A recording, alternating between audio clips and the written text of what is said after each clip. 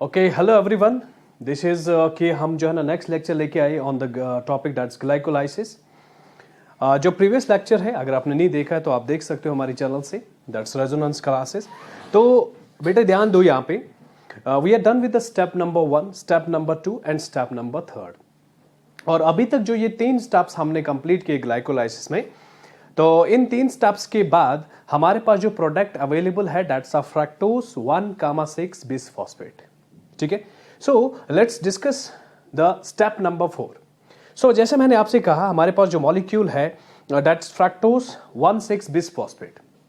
तो देखिए ध्यान दीजिए, हमने यहां पे लिख के रखा है कि फ्रक्टोज 1,6 बिसफॉस्फेट जो है बच्चों, ये जो है ना यहाँ पे फ्रक्टोज है, तो फ्रक्टोज जो है ना 6 कार्बन कंपाउंड है।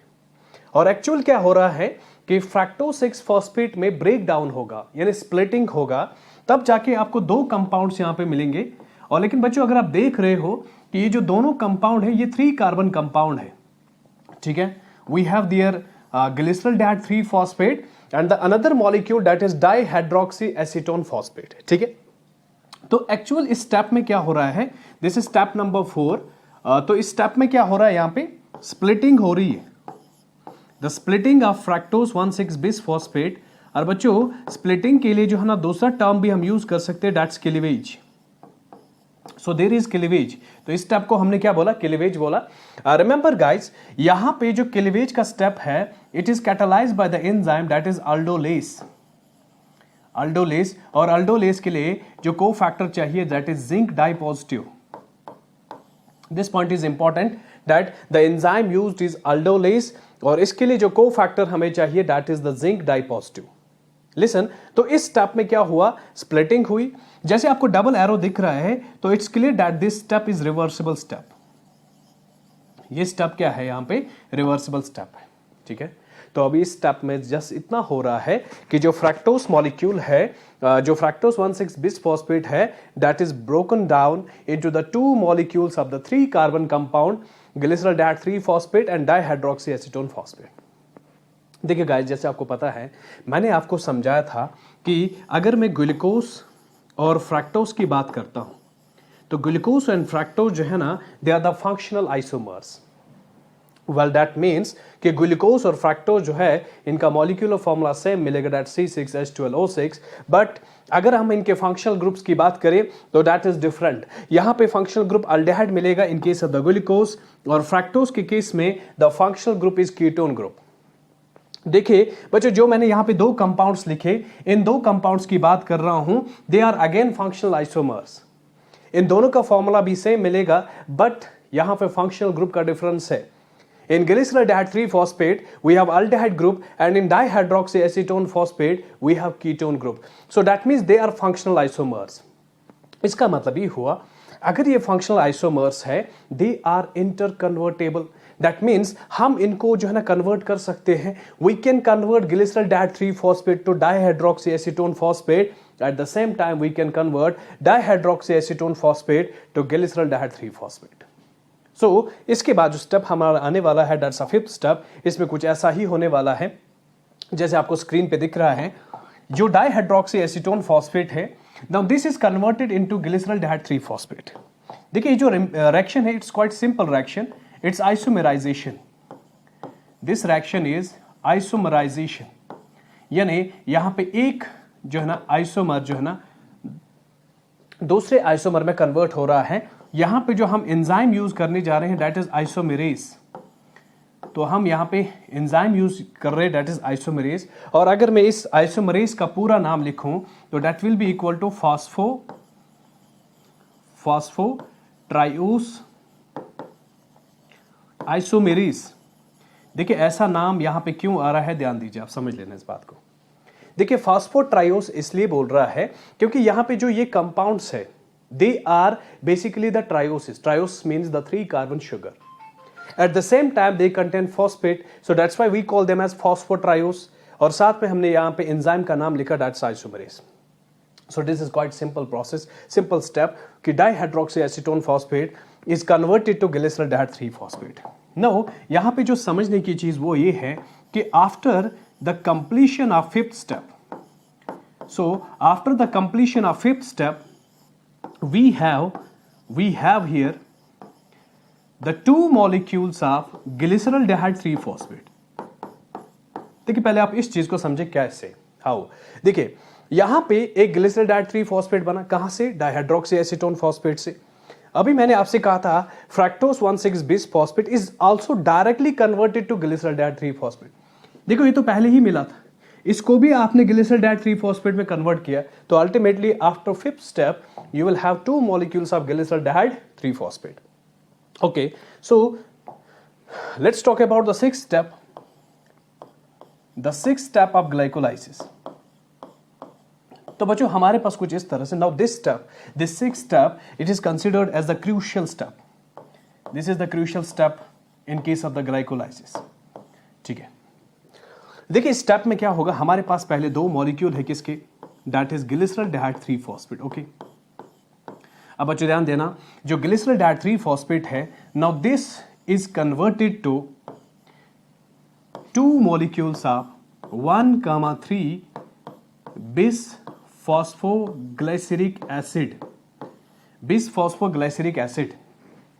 ठीक है, तो बच्चों हमारे पास क्या है, 2 मॉलिक्यूल है किसके? ग्लिसरॉल्डिहाइड 3 फॉस्फेट के, और हमें यहां पे मिल रहे हैं 2 molecules of 1,3 bis phosphoglyceric acid.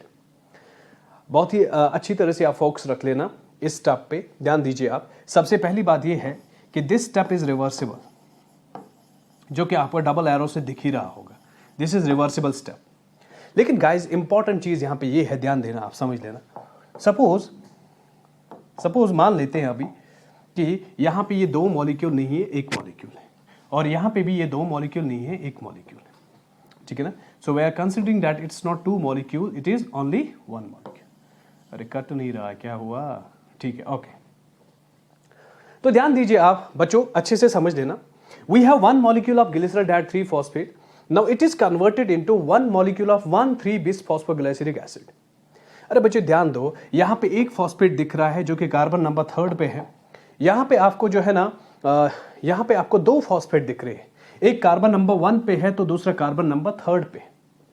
तो इसका मतलब ये हुआ, इस ग्लिसरॉल्डिहाइड 3 फॉस्फेट में बेसिकली फॉस्फोराइलेशन का प्रोसेस हुआ है, that means addition of phosphate.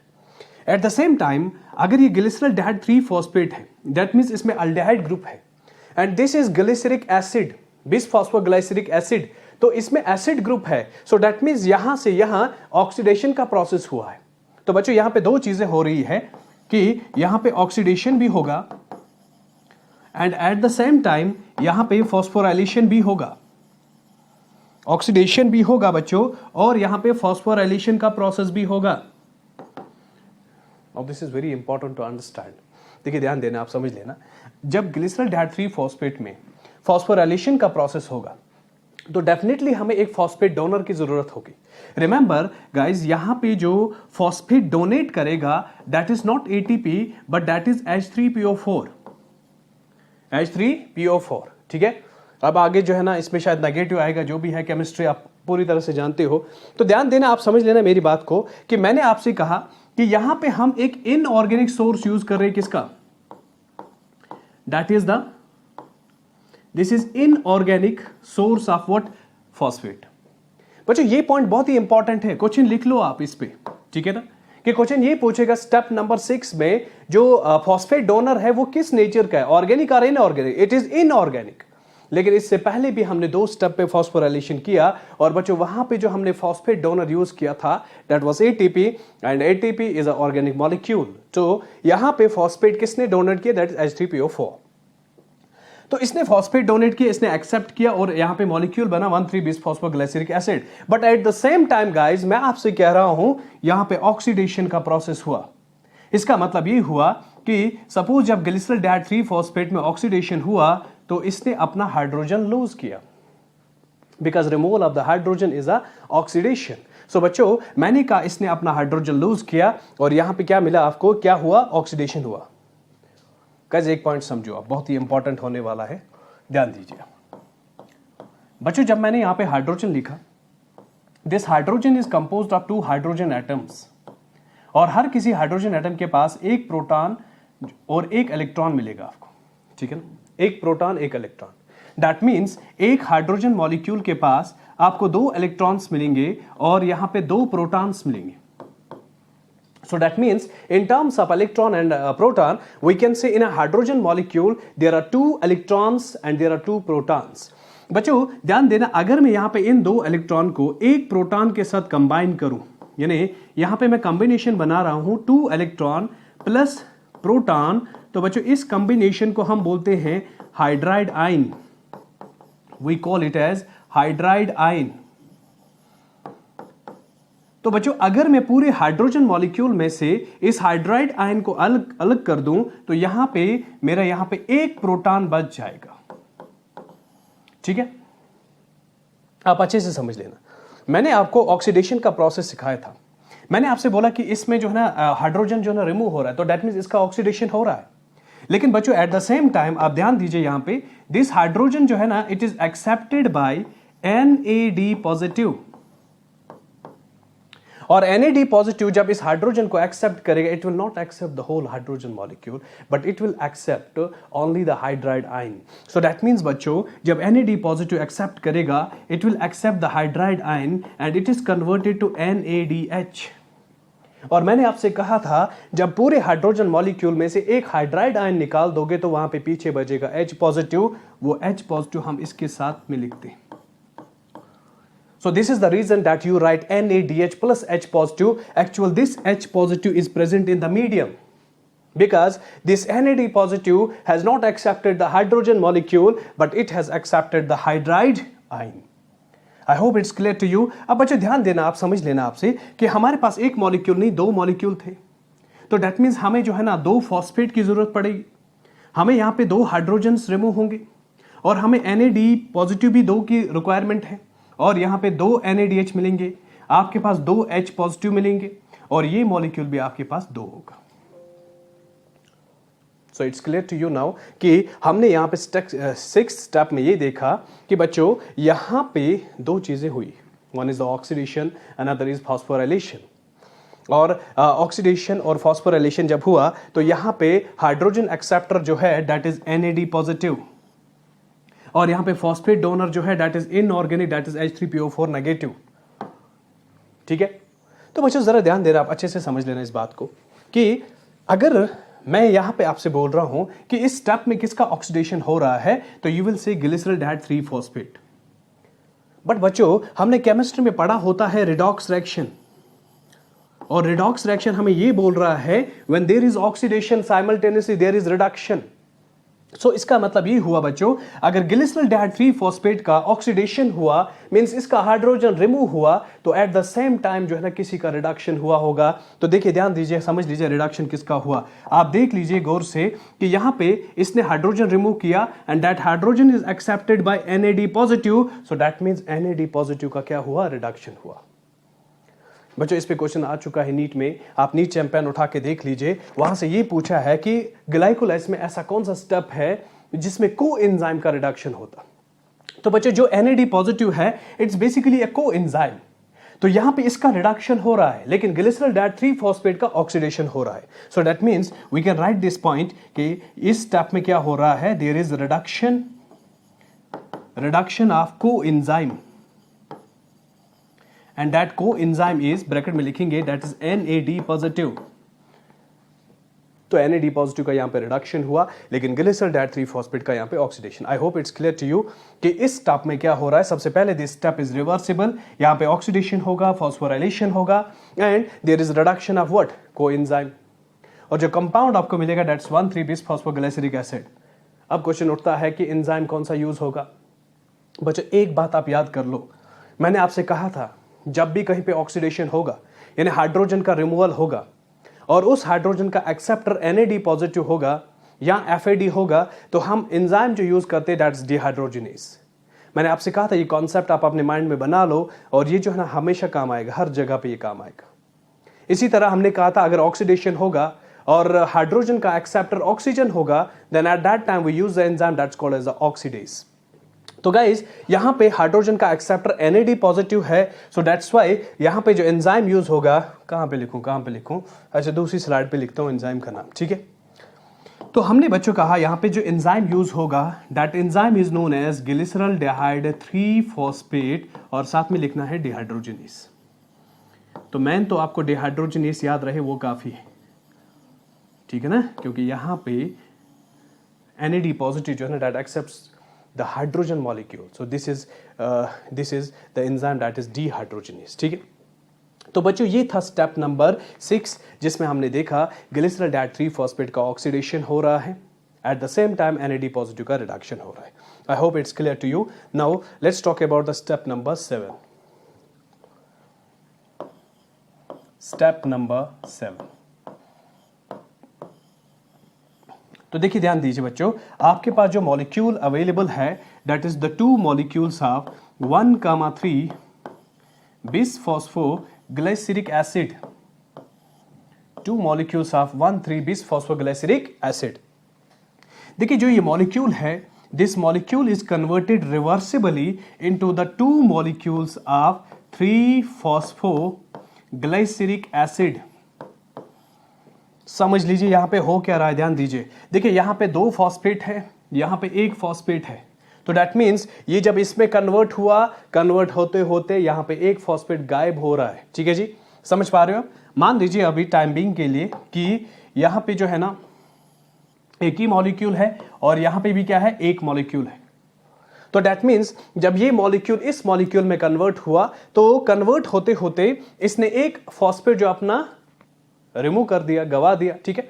Actual other language में हम बोल सकते हैं ये मॉलिक्यूल जो है ना this is called as high energy phosphate, high energy phosphate molecule. और बच्चों ध्यान देना, ये जो हाई एनर्जी फॉस्फेट मॉलिक्यूल है it has that much of energy that it can synthesize an ATP molecule. होगा क्या एक्चुअल, हम लेमैन्स लैंग्वेज में समझे कि यहां से फॉस्फेट निकला। अब बच्चों ये फॉस्फेट जो है this phosphate will be accepted by ADP और यहां पे ATP का फॉर्मेशन होगा। सो सिंपल, ये मॉलिक्यूल इस मॉलिक्यूल में कन्वर्ट हुआ, कन्वर्ट होते होते इसका फॉस्फेट रिमूव हुआ, वो फॉस्फेट जो है ना that is accepted by ADP and there is a formation of what, ATP। Guys listen, मैं आपको एक चीज बता दूं, ध्यान देना आप। मैंने आपसे कहा था प्रीवियस लेक्चर्स में भी, आप चाहो तो देख सकते हो उन लेक्चर्स को, मैंने आपको पूरी तरह से सिखाया है कि जब कभी ATP का फॉर्मेशन होना है दैट मीन्स ADP को फॉस्फेट के साथ कंबाइन होना है, ठीक है जी। तो ध्यान देना यहां पे एनर्जी की रिक्वायरमेंट है। If this energy is provided by the substrate और we can say if the ATP is formed by the help of substrate we call it as SLP, that substrate level phosphorylation.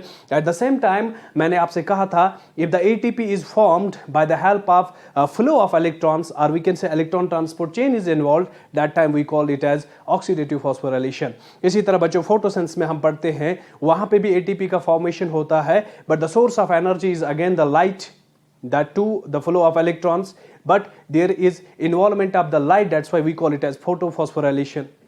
तो ध्यान दीजिए आप, यहां पे भी phosphorylation हुआ, we call this phosphorylation as SLP। now this SLP means the substrate level phosphorylation, substrate level phosphorylation। तो बच्चों कहने का मतलब ये है, आपको ये याद रखना होगा कि ये जो यहां पे ATP बन रहा है it is because of the substrate, there is no electron transport chain involved. यहां पे इलेक्ट्रॉन ट्रांसपोर्ट चेन का कोई रोल ही नहीं है, ठीक है। अब जरा ध्यान दीजिए, आपके पास 2 मॉलिक्यूल थे, तो ये भी 2 मॉलिक्यूल्स मिलेंगे, 2 फॉस्फेट निकलेंगे। 2 फॉस्फेट को एक्सेप्ट करने के लिए 2 ADP चाहिए और 2 ADP से आपको 2 ATP मिलेंगे। So in this step, by the help of substrate level phosphorylation, the 2 ATP molecules are formed। तो मुझे लगता है ये ग्लाइकोलाइसिस का पहला स्टेप यहां पे आ गया जहां पे ATP का फॉर्मेशन हुआ, अदरवाइज अभी तक तो हम ATP दे ही रहे थे, ठीक है जी। तो ध्यान दीजिए आप इस स्टेप में, स्टेप नंबर 7 में जो है ना सबस्ट्रेट लेवल फॉस्फोराइलेशन हुआ, 2 ATP का फॉर्मेशन हुआ, ठीक है। This step is reversible. देखिए हर स्टेप में याद रखने की कोई जरूरत नहीं है, you have to remember in the whole glycolysis there are only 3 irreversible steps, rest all the steps are reversible. तो जो इरिवर्सिबल है that's first, third and 10th, ठीक है। तो अब जरा ध्यान दीजिए आप इस पॉइंट पे कि यहां पे एंजाइम जो है ना, यहां पे भी एंजाइम जो है ना एक काइनेस ही यूज होगा, ठीक है जी। तो this was the step number 7, ठीक है।